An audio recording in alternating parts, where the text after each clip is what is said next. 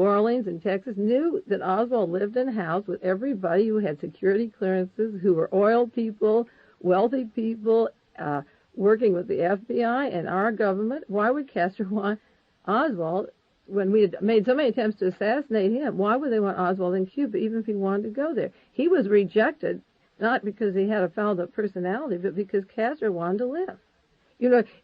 So then Louis Nizer goes on. He beat his wife. I'm going to read what he said, and then we're going to open the Warren Report. But what I want to show you is how a famous lawyer, one of the most famous lawyers in the United States, can be used and brainwash you. Phil, this is the news media, and we're going to untangle the knots that we're used. We're not going to brainwash you to believe me, but I want you to see how he could be used to tell you things that not one sentence matches the evidence that I went into. These are his adjectives. I'll describe them in the introduction. He beat his wife. Each one of these is a lie. I have a whole book on Oswald's marriage, and I'll show you how the research worked. Nizer says he beat his wife.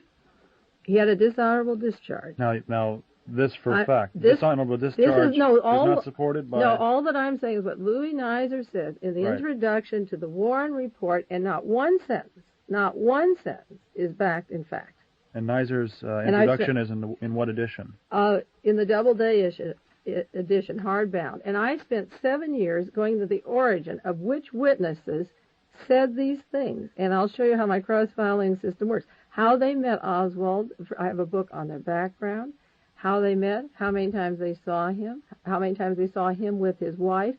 People who were saying he beat his wife were at a particular party in December 1962 who heard it from another couple And that Based couple on rumor. Never saw. And when you go round and round and round, the original source never saw it. The reason I point to dishonorable discharge is because that is a concrete fact which... That he had an honor. You could check back to the original source. That's right. And if you find that Mr. Nizer says that he had a dishonorable discharge, and if you go back to the official military records and you find that it was an honorable discharge, then it leads you to question other facts. Absolutely, because the hard fact, that's what you work with. When you have two witnesses saying something, and I'll show you how it works, and it's really beautiful. When you have two witnesses saying something, and you don't know who to believe, then I would go back to the volumes and show the difference. Like when Marina Oswald was called as a witness before the commission, and she's the very first witness, on page 6, she hasn't gotten very long into the thing, and Earl Warren says, sit down and relax, and don't be nervous, and we'll talk. And the commission lawyer said, when did your husband lose his job in Fort Worth? Now, I file that under job, I file that under Marina against Lee, and I file that under commission slanted, because as I did my research, see, I had to read it over. I just read it as a book the first 2 times. As I read it over, I find that in the exhibits, Lee Oswald has a very intelligent letter of resignation to Riley Coffee Company where he was working.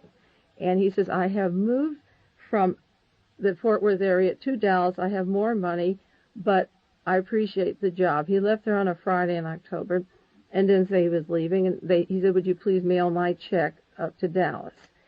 And so the man who had hired him at Riley testified and said he was one of the best people we had. We liked him very much. We were sorry to lose him. So there's a photograph of an intelligent letter of resignation, which when I read it meant that he was not fired. So the image of, like Louis Nizer goes on to say he was disillusioned because he couldn't hold a job. And there's a letter of resignation.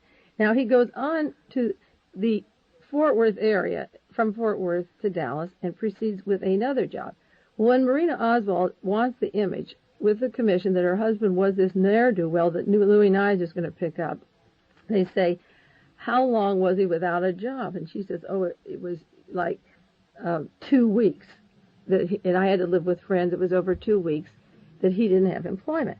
Well, this is Marina's testimony. He didn't have an employment, and friends had to help him get a position in Dallas because he couldn't do it on his own. After she testified, Marguerite Oswald testified, and she's the mother. And she said, tell us about Lee, and they went into different subjects.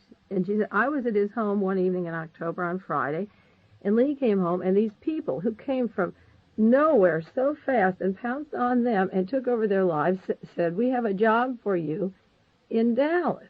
Well, the job was at Jagger's Chili Stovall, where he stayed for 6 months. You need security clearances in many departments. They publish government bonds. They do photographic work and do maps for the United States Army. And these people were saying, Lee, you're moving to Dallas. Wednesday, he went to the employment agency, because as an agent, when you move, there has to be an overt thing that you go and apply. But the message was there from Mr. Meller, and Bowie sent him to Jaggers, where he went. And he began that Thursday. He was on the payroll. Now, in the back of my 26 volumes are the canceled checks of Lee Oswald with a steady employment, a letter of resignation, a consistent job pattern. So if the image by his wife, see, I don't know who to believe, the mother or the wife, but the wife can't be telling the truth that he couldn't have a job for weeks, that he was a ne'er-do-well, because the canceled checks show that he did. See, this is the way, I hope all of you are following this. It isn't complicated. I'm trying to say it slowly. But this is the way my mind was working on approaching the subject. Because, yeah. Yeah, I didn't mean to sidetrack you. When you were talking about Mr. Neiser's introduction and mentioning that he made several statements in the introduction which, when they're closely examined, turn out to be false. I interrupted you when you were discussing the dishonorable discharge. I'll show you. I took his introduction in the margin of my book, which is marked over and over again. I have lie, lie, lie, lie, lie, because when the research was done, he had these gross lies. All right, he said Oswald, he abused his Russian wife. He severed relations with his mother. He was unable to hold any job for more than a short period. His marriage was disrupted by frequent separations, long quarrels, long periods of sexual impotence, unable to provide simple comforts for the family. He rejected capitalism and communism and couldn't live in the USA or Russia. In April '63, he shot and missed Major General Edwin Walker. He had the conviction in his mind that murder of a famous man would at last make the world not take note of him. He had a hunger for acceptance. Now, Louis Neiser said he wanted acceptance as a martyr. Lee Oswald was arrested and said, I didn't kill anybody, I'm innocent. Then he yelled, I'm a patsy. He began his introduction to the Warren Report by saying this is the most unusual kind of murder, because this is the only political assassin that never said, I did it.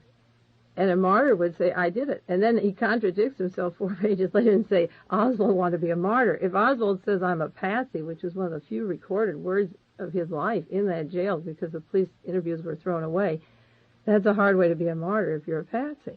Well, he went on and said, when circumstances, partly accidental, gave him the opportunity, he was ready to go in. Louis Neiser says his inner corruption had removed any decency or conscience.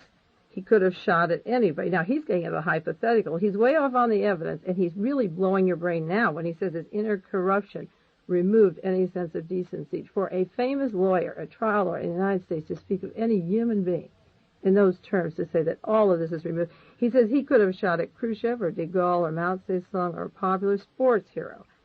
He's getting into the American kind of image again. He was determined to protest against the world which he thought had shut him out. And part of the loner's pattern is heroism. Then he goes in that the hero even wants to deny what he's doing. Louis Neiser ends his introduction with this. If we approach the question from the viewpoint that Oswald had declared war against society because it rejected him as unfit, then the mystery is no more. But if Mae Brussell accepts the question that Oswald did not declare war and that these are all lies that Louis Neiser said, then the mystery still exists, Phil. Because if all of his reasons for killing don't exist, then our mystery still does exist. And Louis Neiser has said, if everything I say is true, there is no more mystery. And I'm saying, if nothing you say is true, that's where I begin. And that was the introduction to my Warren Report.